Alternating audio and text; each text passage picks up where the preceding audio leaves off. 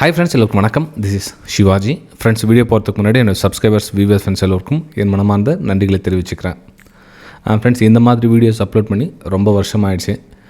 திரும்ப வந்து இந்த டாப்பிக்கில் வீடியோ போடலாம் அப்படின்னு பார்க்கலாம். இந்த வீடியோக்கு அதிகமான மக்கள் வந்து சப்ஸ்கிரைப் பண்ணி நம்ம சேனலில் வந்து அடுத்த ஒரு ரொம்ப பெரிய க்ரோத் கொடுத்தாங்க அப்படின்னா இந்த மாதிரி டாப்பிக்கில் வரும் காலங்களில் அதிகமான வீடியோஸ் வந்து பகிரப்படும். அதுக்கு உங்களுடைய சப்போர்ட்ஸ் எந்த மாதிரி இருக்குது, இந்த வீடியோ அவுட்புட் வந்து உங்களை சேர்ந்ததுக்கப்புறம் இதன் ரிசல்ட் கீழே நீங்கள் கமெண்ட்ஸ் கொடுத்துரும், அல்லது உங்களுடைய லைக்ஸ் ஆகட்டும், இல்லை சப்ஸ்கிரைபர்ஸ் பண்ணுறவங்களா எண்ணிக்கை அதிகமாக இருக்கட்டும். ஸோ இந்த மாதிரி வீடியோஸ் வந்து அதிகமாக ஃப்யூச்சரில் பார்க்கலாம் நீங்கள். சரி ஃப்ரெண்ட்ஸ், இன்றைக்கி நம்ம டாபிக் போகலாம் வாங்க. ரியாலிட்டி ஆஃப் ட்ரேடிங் அல்லது ஹை ப்ராபபிலிட்டி ட்ரேடிங், இதை விஷயம் வந்து ஒரு சில நுணுக்கங்களை தெரிஞ்சுங்க. இது வந்து மேபி நீங்கள் தெரிஞ்சவங்களாக இருக்கலாம், அல்லது தெரிஞ்சுக்க முயற்சிப்பட்டு தேடிட்டு இருக்கவங்களா இருக்கலாம். இதில் வந்து சில விஷயங்கள், யதார்த்தமான விஷயங்கள் வந்து இதுதான் உண்மை. இதை புரிஞ்சுக்கிட்டிங்கன்னா போதும், உங்களுக்கு ஆல்மோஸ்ட்டு நீங்கள் அடுத்த ஒரு 2 படியை நகர்ந்த மாதிரி இருக்கும். சரி, என்ன சார் அது அப்படின்னு பார்த்திங்கன்னா, இதில் வந்து இதுதான் உண்மை அப்படின்றப்போ அதை சார்ந்து நம்ம நகர்ந்து போனோம் இல்லையா. சரி, எது உண்மை? நீங்கள் ஒரு ஸ்ட்ராட்டஜி தேர்ந்தெடுத்துக்கிறீங்க. அதாவது 1:1 ஸ்ட்ராட்டஜியாக அல்லது 1:2 ஒர்க் ஆகுதா அப்படின்ற மாதிரி ஃபஸ்ட்டு இதுக்கு வந்து டிசைட் பண்ணிக்கிறீங்க. ஓகே, அதாவது உங்களுடைய ஸ்ட்ராட்டஜி 1:1 கொடுக்குற மாதிரி நீங்கள் ஐடென்டிஃபை பண்ணிக்கிறீங்களா, அல்லது 1:2 கொடுக்குற மாதிரி ஐடென்டிஃபை பண்ணிக்கிறீங்களா? அதாவது அது நீங்கள் ஒரு ஸ்ட்ராட்டஜி கண்டுபிடிச்சி வச்சுக்கிறீங்களா? அது ஃபஸ்ட்டு இதில் நீங்கள் தெளிவாயிடணும். இதில் வந்து நான் என்னோடய ஸ்ட்ராட்டஜி 1:1 ஒர்க் ஆகுது, இல்லை என்னோடய ஸ்ட்ராட்டஜி 1:2 ஒர்க் ஆகுது, இதில் தெளிவாக இருக்கணும்.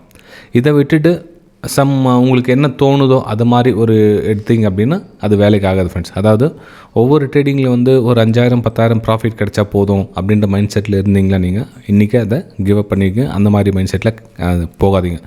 ஏன்னா இன்றைக்கி 500 1000 கிடைச்சா போதும் அப்படின்றத விட அப்படியே கொஞ்சம் ஷிஃப்ட் பண்ணிவிட்டு, எனக்கு இன்றைக்கி இவ்வளோ ரிஸ்க் எடுக்க போகிறேன், இப்போது ஒரு 100 ரூபா இருக்குது அப்படின்றப்போ எனக்கு 2 ரூபா ரிஸ்க் எடுக்க போகிறேன், இல்லை 1 ரூபா ரிஸ்க் எடுக்க போகிறேன் அப்படின்னு மைண்ட் செட்டில் கொண்டு வந்தீங்கன்னா ப்ராஃபிட் வந்து ஆட்டோமேட்டிக் நீங்கள் ரிஸ்க் ரிவார்டு மேலே ஃபோக்கஸ் பண்ணிங்க.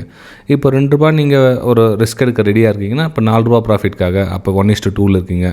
நான் 2 ரூபா ரிஸ்க் எடுக்கிறேன், எனக்கு 2 ரூபா ப்ராஃபிட் வரணும் அப்படின்ற ஒரு மைண்ட் செட்டில் இருக்கீங்களா, அப்போ நீங்கள் 1:1 இருக்கிறீங்க அப்படின்னு அர்த்தம்.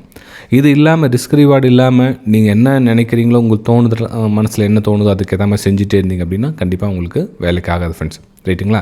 சரி, இப்போது 1:1 1:2 தேர்ந்தெடுத்தீங்க.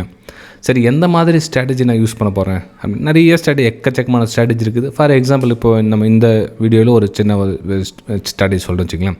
இப்போ 200 EMA நான் வந்து யூஸ் பண்ணுறேன். நான் 200 EMA ஒரே ஒரு இண்டிகேட்டர் மட்டும் யூஸ் பண்ணி இதுக்கு மேலே வந்து நான் பிரேக் அவுட் நான் பை எடுக்கிறேன் அப்படின்ற மாதிரி கான்செப்டில் ட்ரேட் எடுக்கும் வச்சுங்களேன்.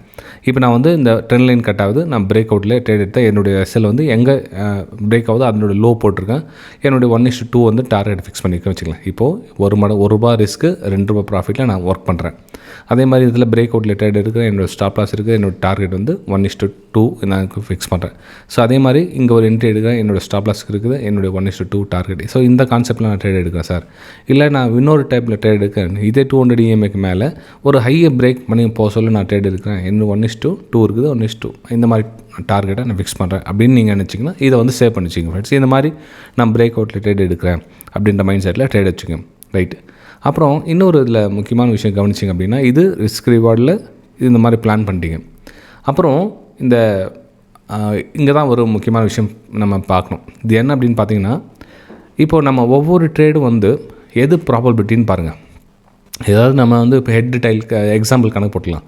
இப்போது நீங்கள் வந்து டைல் போடுறீங்க, ஒரு காயின் வந்து சுண்டுறீங்க அப்படின்றப்ப வச்சுங்களேன். இப்போது 5 டைம் சுண்ட சொல்ல 5 வந்து டெய்ல் வருவதற்கான வாய்ப்புகள் எத்தனை, இப்போ 5 டைம் ஹெட் வருவதற்கான வாய்ப்புகள் எத்தனை அப்படின்னு போட்டுங்க. ஸோ இந்த மாதிரி பார்த்திங்கன்னா இது வந்து வெறும் 10% தான் வந்து இந்த மாதிரி நடக்கிறதுக்கான ஒரு வாய்ப்புகள் இருக்குது. ரைட்டுங்களா? அதாவது கண்டினியூவாக லாஸோ கண்டினியூவாக ப்ராஃபிட்டோ ஆக போகிறது கிடையாது. அது வந்து யதார்த்தமான உண்மை. இதுதான் நீங்கள் இது புரிஞ்சுக்கிட்டிங்கனாவே நிறைய விஷயங்கள் உங்களுக்கு தெரிய வரும். கண்டினியூவாக வந்து எந்த ட்ரேடும் வின் ஆகிறதும் கிடையாது, கண்டினியூவாக எந்த ட்ரேடும் வந்து ஃபெயில் ஆகிறதும் கிடையாது. அப்போது இதில் என்ன அப்படின்னா, ஒரு ட்ரேட் ஃபெயில், ஒரு ட்ரேட் பாஸ், ஒரு ட்ரேட் ஃபெயிலோ, 2 trade fail, 2 trade pass, 1 trade 1 plus minus இந்த மாதிரி வாய்ப்புகள் தான். இதுதான் வந்து 90% வந்து இந்த மாதிரி ஆகிறதுக்கான வாய்ப்புகள் இருக்குது. அப்போது உங்களுடைய டார்கெட் என்ன அப்படின்னா, 100 ரூபா இருக்கிறத 102 ரூபா கொண்டு போகணும். ரைட்டுங்க. உங்கள் கேபிட்டல் ரூ. 100 இருக்குதுன்னா ஸோ 102, 103, 104 இந்த மாதிரி ஒவ்வொரு பாயிண்ட்டை அதிகரிக்கணுமே தவிர அது வந்து குறைக்கிறதுக்கான வாய்ப்புகள் இல்லை. அப்போது நம்ம இதில் எது ப்ராபபிலிட்டி அப்படின்னு பார்த்தீங்கன்னா இதுதான் ப்ராபபிலிட்டி. 90% இந்த மாதிரி நடக்கிறதுக்கான வாய்ப்புகள் இருக்குது. Head tail head tail head இது மாதிரி ஆகிறதுக்கான வாய்ப்புகள் அதிகமே தவிர கண்டினியூவாக தோல்வியோ கண்டினியூவாக வெற்றியோ வருவதற்கான வாய்ப்புகள் வெறும் 10% தான் சான்சஸ் இருக்குது. அப்போது நம்ம இந்த 90% கையில் எடுத்துக்கிறோம். அப்போது இந்த ரூ. 100 நம்ம 102, 103 எடுத்து பண்ணணும். அப்போ என்ன பண்ணணும், அந்த ரூ. கேபிட்டலை நம்ம டிவைட் பண்ணணும். ஸோ ரூ. 10 நீங்கள் டிவைட் 10 அதை 10 பிரிவாக பிரிக்கணும். ஏன்னா எந்த ட்ரேடில் நம்ம ஃபெயில் ஆகிறோம்னு தெரியாது நமக்கு.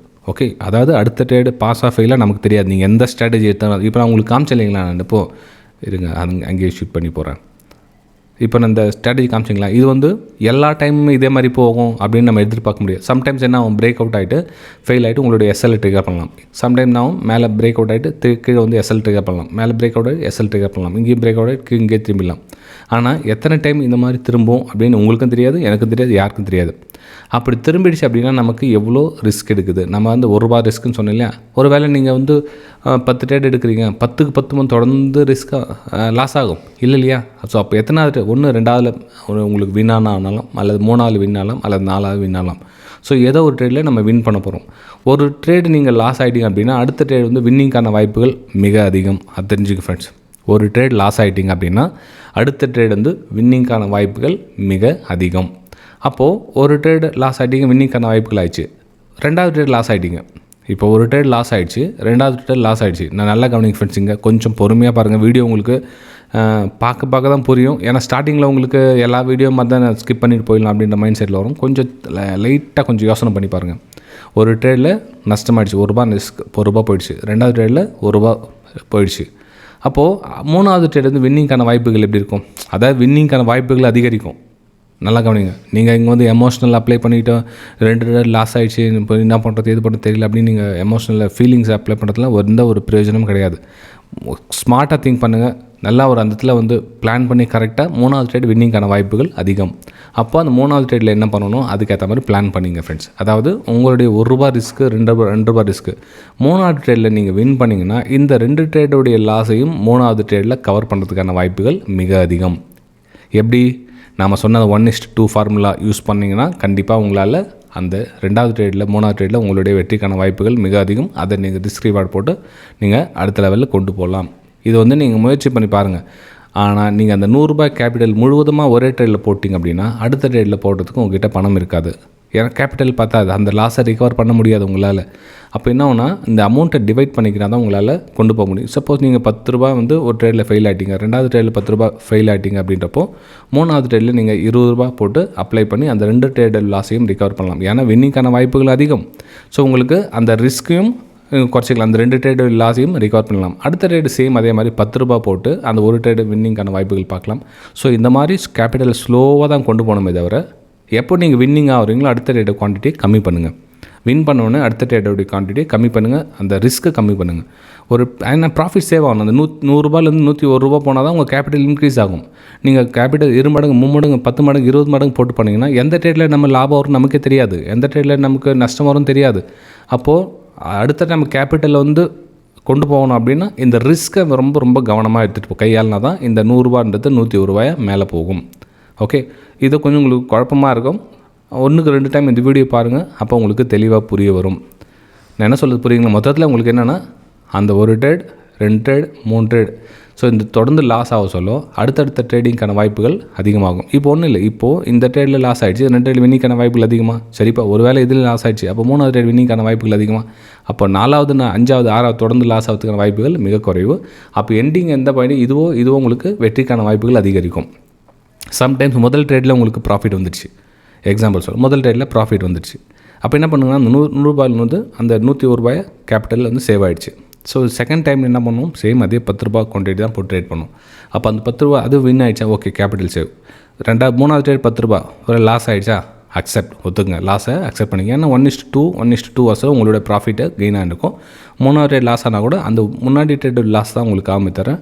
உங்களுக்கு அடுத்த ட்ரேட்டை போகிறதுக்கு உங்களுக்கு வழி அமைக்கும். ஓகே, சரி ஃப்ரெண்ட்ஸ், இந்த வீடியோ உங்களுக்கு பிடிச்சிருக்கு நம்புறேன். பிடிச்சா மறக்காமல் சேனலை சப்ஸ்கிரைப் பண்ணி பெல் ஐக்கானை கிளிக் பண்ணி வச்சுங்க. உங்களுக்கு ஏதாச்சும் டவுட் இருந்ததுன்னா கீழே கமெண்ட்டில் தெரிவிங்க. முடிஞ்ச அளவுக்கு என்னால் அடுத்த வீடியோவில் க்ளியர் பண்ண ட்ரை பண்ணுறேன் ஃப்ரெண்ட்ஸ். தேங்க்யூ.